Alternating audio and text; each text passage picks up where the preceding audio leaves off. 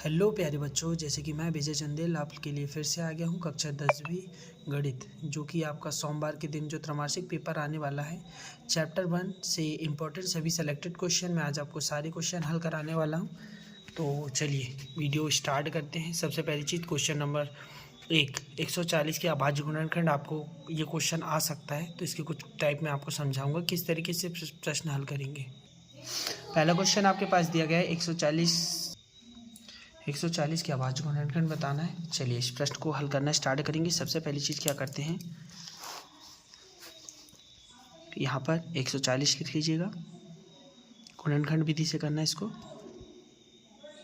सबसे पहली चीज़ आपको सबसे छोटी संख्या से इसका गुणनखंड करना है। सबसे छोटी संख्या होती है 2, 2 7 14, 2 0 0, फिर 2 से जाएगा, 2 3 6, बचेगा 1, इधर हो गया 10, 2 5 10, फिर जाएगा ये 5 से, 15 7 35, फिर जाएगा ये 7 से, 7 एकम 7। तो जैसे कि हम लोगों को पता चल चुका है 140 के अभाज्य गुणनखंड जो होंगे 2 गुणा 2 गुणा 5 गुणा 7। आप इसको इस तरीके से भी लिख सकते हैं कि 2 का जो वर्ग हो रहा है इस तरीके से आप लिख सकते हो 5 गुणा 7। यही आपका आंसर होगा। चलिए आगे बढ़ते हैं। आपका जो अगला क्वेश्चन है 6 और 20 का, आपको एलसीएम निकालना है। एलसीएम निकालना बहुत ही आसान है क्योंकि हम ये कक्षा 6वीं से पढ़ते आ रहे हैं। चलिए देखेंगे क्वेश्चन 6 और 20 का एलसीएम निकालना है। तो कुछ इस तरीके से पहले आप रेखा खींच लेंगे, फिर संख्या लिख लेना है 6 20। सबसे छोटी संख्या लेना है 2, 2 तिया 6, वापस से 2 एकम 2, 2 शून्य 0, फिर 2 से जाएगा, 3 तो जा नहीं सकता, ये वाला भाग जाएगा, 2 पंचे 10, अब 3 से 3 एकम 3, बचेगा 5, वापस से 5 से 5 एकम 5। अभी इसका जो एलसीएम आएगा उसको ज़रा इस तरीके से लिखना 6, 20 बराबर 2 गुणा 2 गुणा 3 गुणा 5। गुणा कर लीजिए, 2 दूनी 4 और 4 3 12 और 12 पंचे 60। तो इसका जो एलसीएम आएगा वो 60 आएगा। चलिए ये प्रश्न भी हो गया। अब अगला प्रश्न हल करेंगे। प्रश्न क्या कहता है कि जांच कीजिए क्या किसी प्राकृत संख्या n के लिए संख्या 6n मतलब 6 की घात है n अंक 0 पर समाप्त होगी। चलिए ये वाला जो प्रश्न है शायद बहुत ही इंपॉर्टेंट प्रश्न है जो कक्षा 9वीं में आने वाला है। इसे कैसे हल करेंगे, सबसे पहली चीज़ इस तरीके से आप इसे लिख लीजिएगा 6n बराबर 6 का हम अभाज्य गुणनखंड देखेंगे तो हम देखते हैं कि 2 का गुणा 3 से करेंगे 2 तिया 6 हो जाता है। तो इस तरीके से आप इसे कोष्ठक में लिख सकते हैं। तो अभी देखिए 2 का गुणा 3 से करेंगे 2 तिया 6 हो जाएगा। यदि इकाई का अंक 5 होता तो 5 दूनी 10 हो जाता, तो ये 0 पर समाप्त हो जाती, लेकिन यहाँ पर इकाई का अंक क्या है 3 है, ये संभव नहीं है। तो यहाँ लिखेंगे अतः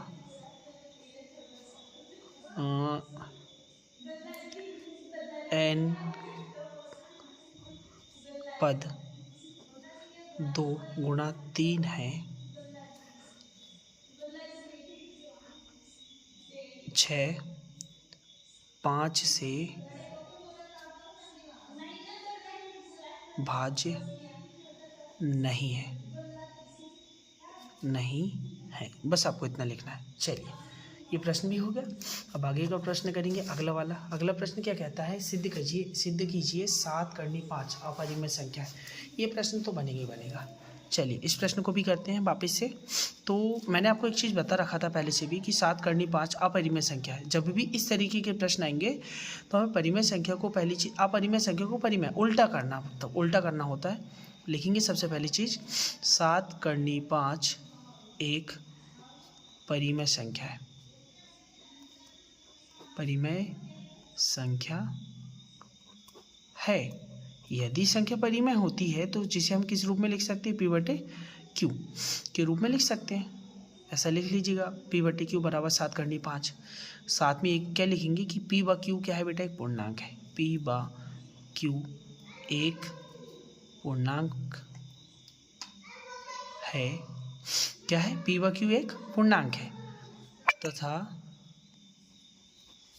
q का मान 0 के बराबर नहीं होना चाहिए। चलिए आगे सॉल्व करते हैं। ये देखिए जो संख्या गुणे में होती है वो बटे में जाती है।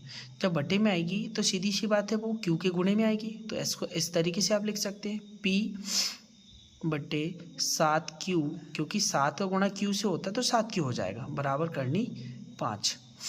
अभी देखिए प्रश्न को कुछ इस तरीके से आपके सामने हल हो चुका है। आगे इसको लिखेंगे कि चूँकि P 7Q एक परिमेय संख्या है तथा करणी 5 एक अपरिमेय संख्या है।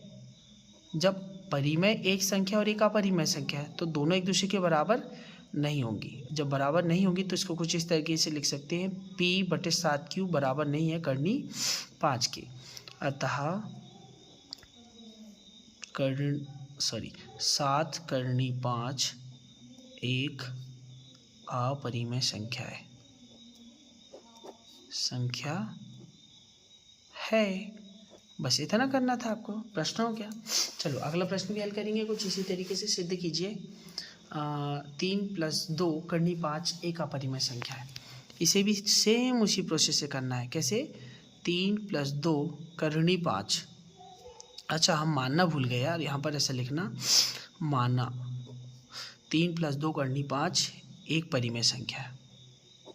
एक परिमेय संख्या है, मान लिया।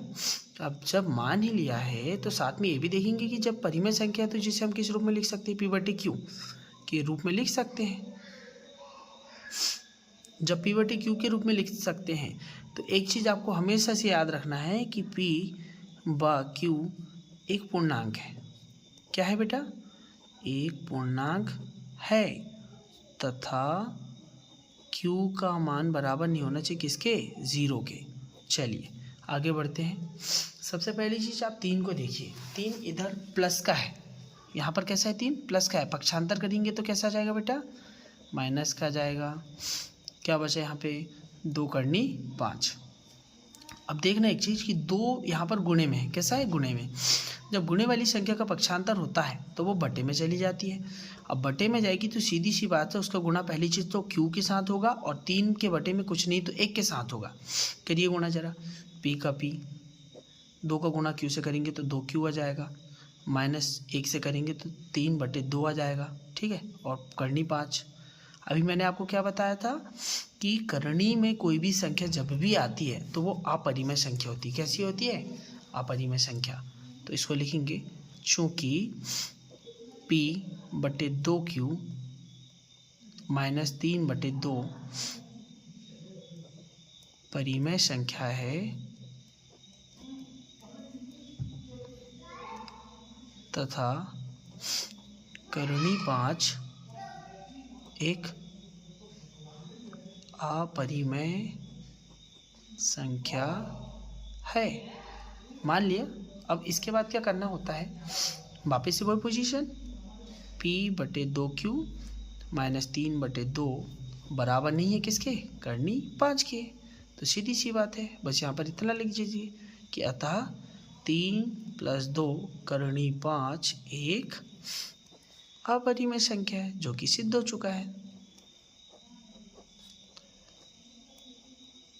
अच्छा, बहुत सारे बच्चों को एक डाउट्स है कि सर आप कैसे कह सकते हैं करणी 5 एक अपरिमेय संख्या है। मैं पिछले कुछ वीडियोस के बारे में डाल चुका हूँ कि करणी 5 एक अपरिमेय संख्या, करणी 3 एक अपरिमेय संख्या है। तो आप एक बार जाके वो वीडियो अच्छे से चेक कर लीजिएगा। तो चलिए प्यारे बच्चों, अब इसके बाद हम आगे बढ़ते हैं इसी क्वेश्चन के साथ में कि आपका जो अगला प्रश्न है, आपका SCF आपको दिया है 306,657 का कितना 9 दिया है और आपको LCM इसमें ज्ञात करना है। ये क्वेश्चन बहुत ही इंपॉर्टेंट क्योंकि हर साल ये पेपर में आता है। इस प्रश्न को ज़रा अच्छे से समझ लीजिएगा। सबसे पहली चीज़ आपको इसमें क्या करना होता है, बहुत ही सरल टेक्निक से मैं आपको बताना चाहूँगा।